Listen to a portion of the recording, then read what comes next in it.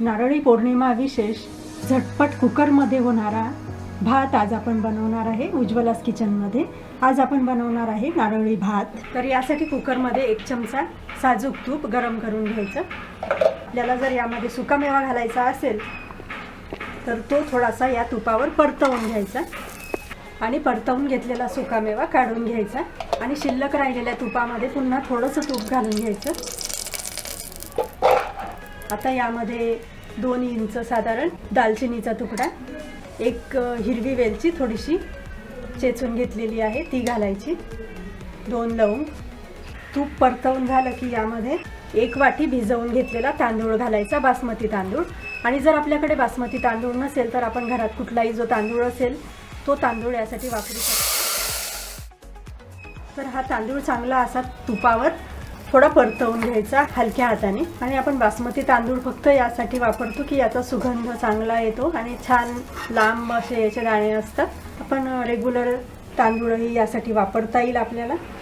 तर आता हा तांदूळ परतवून झाल्यावर यामध्ये अगदी थोडं चिमूटभर मीठ घालायचं, मिठामुळे छान चव येते। अर्धा वाटी खोवून घेतलेला ओला नारळ घालायचा, अर्धा वाटी गूळ किंवा यापेक्षा जास्त गूळ घालता येईल आपल्याला, आवडीनुसार कमी जास्त। आणि चांगला मिक्स करून घ्यायचा। ज्या वाटीने आपण तांदूळ घेतला असेल त्या वाटीने 1 वाटी पाणी घालायचं। आणि मी 1 नारळ घेतलं होतं त्यातील अर्धा नारळ खोवून घेतलं, अर्धी वाटी नारळ खोवून घेतलं आणि बाकीच्या नारळाचं दूध काढून घेतलेलं आहे। नारळ फोडायचं आणि त्याचे तुकडे करून मिक्सरमध्ये फिरवून घ्यायचं आणि त्यानंतर ते गाळणीने गाळून घ्यायचं। तर असं नारळाचं दूध तयार होतं। तर नारळाचं दूध 2 वाट्या, म्हणजे एका वाटीला 3 वाटी असं प्रमाण दूध, 2 वाटी आणि 1 वाटी पाणी।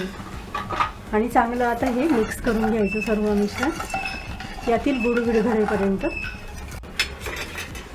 चांगलं असं मिक्स करून झाल्यावर यामध्ये केशर घालायचं, दुधामध्ये भिजवून घेतलेलं। ऑप्शनल आहे, नसेल तर नाही घातलं तरी चालेल।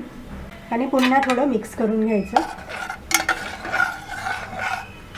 आणि झाकण लावून कुकरची 1 शिटी काढून घ्यायची। फक्त 1च शिटी होऊ द्यायची। त्याची वाफ काढून झाल्यावर हा बघा किती छान असा हा कुकरमध्ये झटपट नारळी भात बनून तयार झालेला आहे। आपल्याला बघता येईल मस्त सुटसुटीत होतो, अगदी उतू जाण्याची भीती नाही, काही नाही, मस्त भात तयार होतो। आता यामध्ये थोडं जायफळ घालायचं, अगदी थोडं, आणि चिमूटभर वेलची पूड घालायची। आणि आपण परतवून जो सुकामेवा घेतला होता तो आता घालायचा, म्हणजे छान क्रंची लागतो। आणि चांगलं मिक्स करून घ्यायचं।